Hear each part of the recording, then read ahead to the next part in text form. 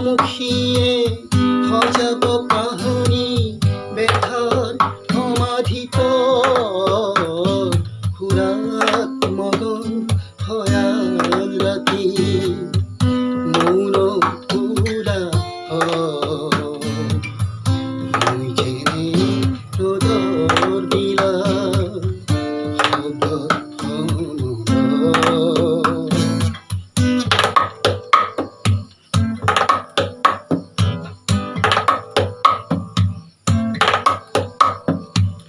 নিয়ম